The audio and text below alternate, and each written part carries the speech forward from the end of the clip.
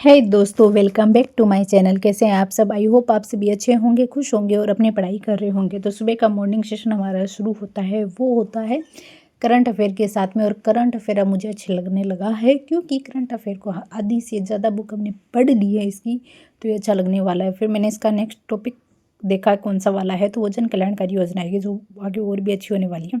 उसके बाद में मैंने पढ़ा जो हमारी मैथ की पेडालॉजी NIOS के जो नोट्स हैं उनको पढ़ा, और उसके बाद में मैंने फिर इसको बुक से भी पढ़ा। और बुक के अंदर जो दे रखा था चैप्टर, वो हमारी जो 3rd ग्रेड के अंदर शिक्षण विधि आने वाली है वो, उसके अंदर टॉपिक था गणित से संबंधित चुनौतियाँ, जो बहुत ही छोटा सा टॉपिक है, लाइट वेट टॉपिक है, फटाफट हो जाता है। मुझे ऐसा लगता है जो इसकी शिक्षण विधि NIOS की जो मैं पढ़ती हूँ ये बहुत ही हार्ड है, मतलब हार्ड क्या, ये लेंदी है, होनी वाली है लेंदी, क्योंकि इसका जो पार्ट बी है D+B का बी पार्ट, वो पूरा ही इन सब से रिलेटेड है। तो इसमें जो चैप्टर है रियल में बहुत अच्छे हैं। अगर कोई इसको सुधार लेता है या इसमें अच्छे से एक कमांड बना लेता है, प्रिपेयर कर लेता है इन सबको, तो अदरवाइज़ जो शिक्षण विधियों में आगे कोई भी प्रॉब्लम नहीं आने वाली। उनको पढ़ने के बाद में जब मैं हमारी वाली पढ़ती हूँ तो मुझे थोड़ा ईजी लगती है अपने वाली। ये भी हो सकता है कि हम अपनी वाली को 2-4 बार पहले पढ़ चुके हैं, इसलिए ईजी लगती है, और उसको हमने वो पढ़ा नहीं है इसलिए वो थोड़ी सी हमें हार्ड महसूस होती है। पर ऐसा नहीं है, वो भी अपनी जगह सही है और ये भी सही है। हमें तो दोनों को ही पढ़ना है, क्योंकि दोनों का जो पैटर्न है, एग्ज़ाम पैटर्न थोड़ा सा अलग है दोनों का ही। क्योंकि मेरे पास में इसकी जो D+B है, इसकी PYQ बुक भी है, तो उसके अकॉर्डिंग मैंने देखा था। फिर मैंने सोचा चलो, मैंने कुछ पेपर भी किए थे उसके अंदर, 10 एक पेपर मैंने कर लिए थे। फिर मैंने सोचा चलो 10 एक पेपर करने के बाद में हमें समझ में तो आ गया है कि इसको किस तरीके से इसके क्वेश्चंस आते हैं, पर पहले हम अपना सिलेबस कंप्लीट कर लें, उसके बाद में कंटिन्यू करेंगे आगे के क्वेश्चन।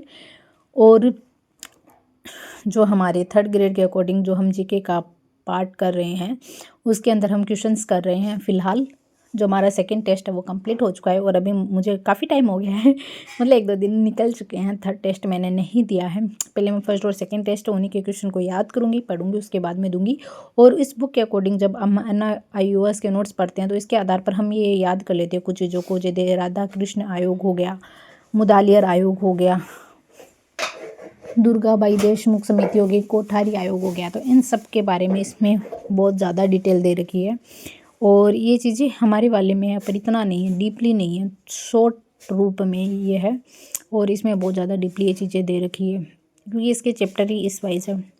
अंग्रेज़ों के टाइम की शिक्षा क्या थी, फिर आज़ादी के बाद की शिक्षा क्या है, और अब की जो शिक्षा क्या है, इस तरीके के इसके मैटर हैं। तो उस वक्त के भी जो भी संस्था समितियाँ बनी हुई हैं उनके बारे में भी दे रखा है, और अब की जो है उनके बारे में डिटेल दे ही रखी है कि हमें ये पढ़ना है, इतना टाइम पीरियड के अंदर पढ़ना है, तो वो हमें पढ़ना ही होता है, क्योंकि हमारा दिमाग भी हमें उसी तरीके से ले जाता है। और मैंने तो अभी तक यही सीखा है, जो हम अपने दिमाग को कहेंगे वो ही हमसे ये एक्टिविटी करवाएगा। देखो, दिमाग है ये बहुत बड़ी चीज़ है। हमें लगता है हमारा मन ताकतवर है, मुझे ऐसा लगता है दिमाग ताकतवर है। या दिमाग ख़राब होता है ना, तो मन सही नहीं कर सकता उसको। मन ख़राब होता है तो दिमाग तो फिर भी बोल देता है चलो इधर घूम लो, उधर घूम लो। चलो आप ये बताना, ये कौन से टीचर हैं? इन मास्टर साहब को आप पहचानते हो क्या? फिर मैंने क्लास ली एक, थोड़ा सा मूड चिल होने के लिए। उसके बाद में ये था हमारा ब्रेकफास्ट, लंच, जो भी बोल सकते हो आप। एंड उसके बाद में